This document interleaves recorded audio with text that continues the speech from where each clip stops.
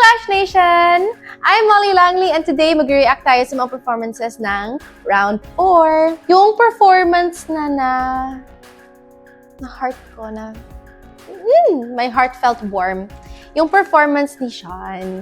Kasi parang nakikilig ako. Ang ganda ng kanta niya, ang ganda ng boses niya. Tapos parang enjoy lang talaga niya yung performance. Nakita ko yun. Parang pag gano'n na lang ako. Ito naman, yung napaiyak ako, yung performance ni Naya. Yun nga kasi nakita ko talaga yung emotion niya sa song. And parang nag-resonate din sa akin nung pinanood ko siya. Grabe naman to. Grabe yung emotion niya. Tapos, sa totoo lang, yung performance ni Naya is always amazing for me. Ang galing ng boses niya, galing ng performance niya. But this one especially, napaiyak ako. Tapos, itong face ko, para kay Angel. Grabe yung power niya.